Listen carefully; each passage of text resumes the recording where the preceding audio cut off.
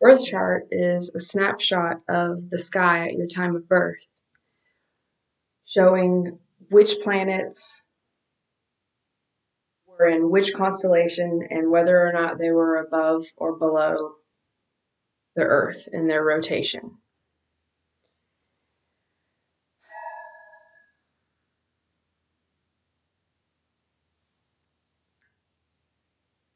I follow the 7 main planets, including Rahu and Ketu, the north and south node of the moon. But all of these planets will govern a certain area and aspect and archetype in your life. And it's like they're empty vortices with a certain archetype.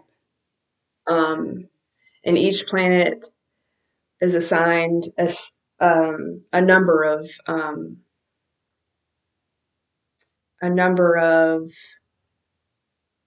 things that it stands for. But as the planets are transiting the sky, the energy of that planet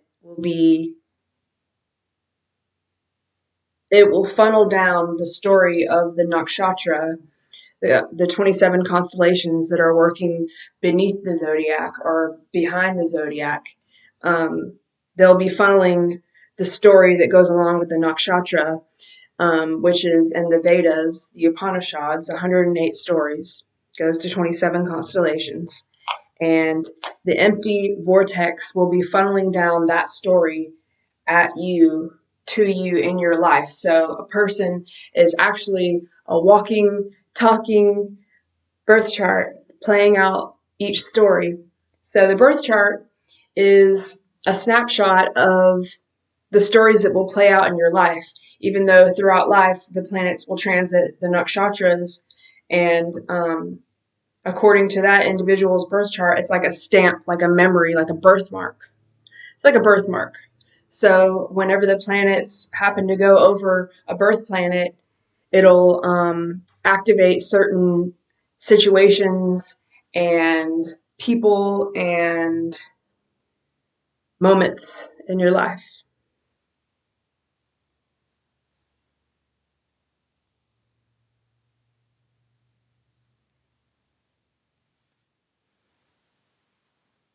And so these nakshatras and the different planets can explain to you why two people who are in Aries may not necessarily be exactly alike, because there's other planets at play than just the sun. A lot of people who follow Western astrology, or they just know their Western sun sign, um, they're just like, oh yeah, I'm a Leo. Well, Vedic astrology does not go with the precession of the equinox. It's whatever's in the sky, whatever constellate planet is in whatever constellation it's in the sky, then that's what it is. It doesn't go off of an idea. So you get a telescope, take it outside, point it to the sky, whatever you see, which planet, that's where it's at. It's not an idea. But anyways, yeah. So that explains to you why someone who has two people who have the same sun sign may not necessarily be alike at all. Now, the ascendant. So the constellations rise in the east and set in the west like the sun. So at your time of birth, when you came out of God's portal, out of your mother's vagina, the constellation that was rising in the east will be your ascendant or your rising sign. The ascendant, the zodiac changes every 2.5 hours to a different zodiac. So it's important to have your time of birth in order to know your rising sign and to map out all the other 12 houses. Now, the 12 houses are mapped for different areas and aspects of your life.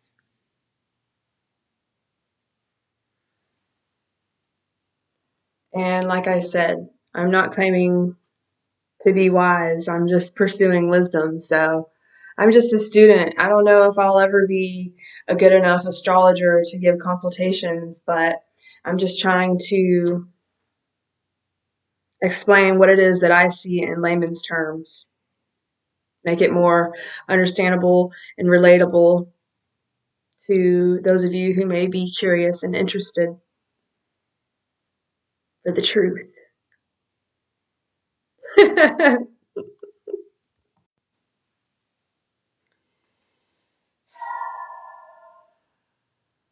And if you're curious about your own birth chart, there's plenty of softwares online. The best way to figure out a description for yourself and the stories that may play out are your K2 and your moon sign. So if you don't have your time of birth, that's okay. You can just go ahead and put in like noon or midnight, or probably noon would be better. But see where your moon is, see where your K2 is, see the name of the nakshatra, and then research further.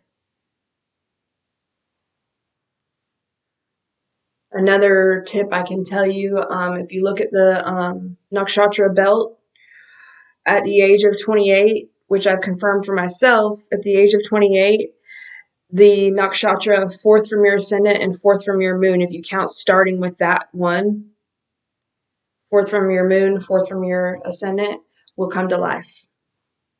For good or bad, for better or worse. So be careful.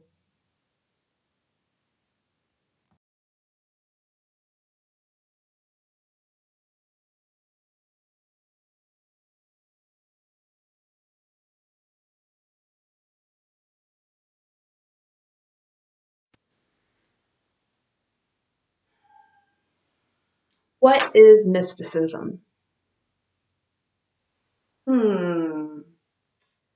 What is mysticism? Well, what I can tell you is that truth is stranger than fiction. And however deep you're willing to dive down this rabbit hole of mysticism, whatever you're willing to believe is so. ah, mysticism.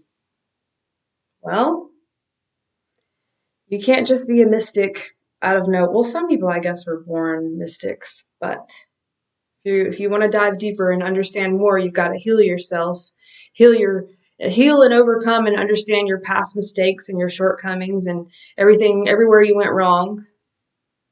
And once you awaken this kundalini, you're able to understand more.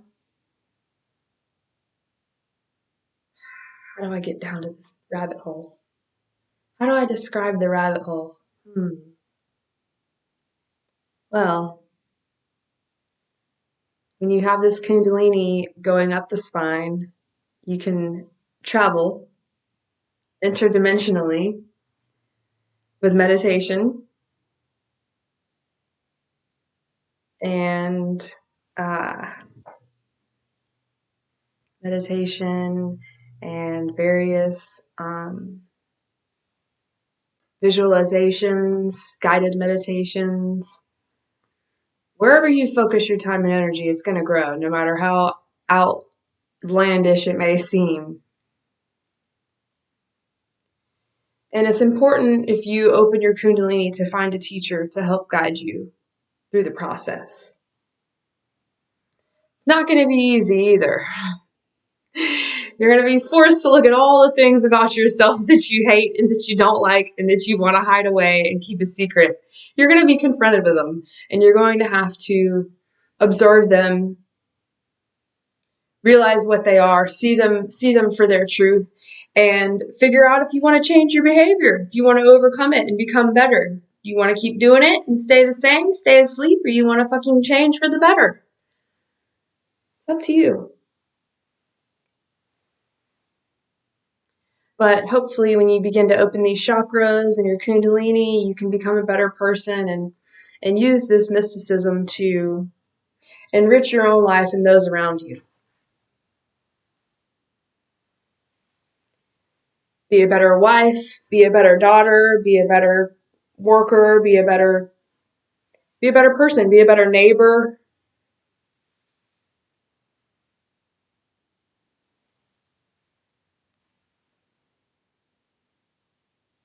be a better you, be nice to yourself. One thing that I'm really working on right now is overcoming my inner dialogue and judging people. I do it without even noticing it. Someone actually brought it to my attention the other day at work. Crazy moment. But really, it hit me because,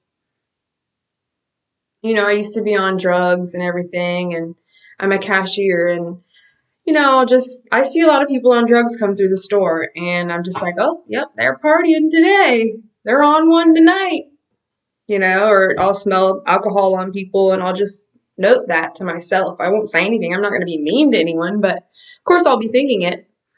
Anyway, there's a lady coming through, and she had her arms full of stuff, and she threw it on the register, and one of the boxes she had opened to like test it out or something. And as soon as she threw it on the register, she turned around to go look at something else. And I was just thinking instantly, okay, this lady's high. I mean, her teeth were rotting, and she had stuff open, arms full of stuff. She's going away to. As soon as I'm checking her stuff out, she's turning away to go get more stuff, and I'm just thinking she's high. No judgment. She's just high. But I guess I was judging because as she's paying for her stuff, anyway, let me go back. Okay. As she was paying for her stuff, she said, God talks to me. I said, oh, cool. God talks to me too. Cool, twins. Now, she said, and God told me that you think I'm on drugs, and I'm not on drugs. I'm God's child. And I was like, what the? Oh my God, first of all, I was too shocked to feel ashamed at my thoughts towards her. I was like, wow. I was like, I was thinking that. Oops. Whoopsie. Better watch what you're thinking.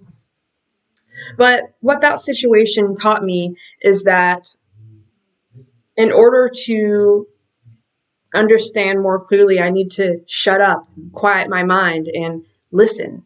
Listen to that person's energy. Drop my judgment and let the energy speak to me instead of my stupid, retarded mind judging her.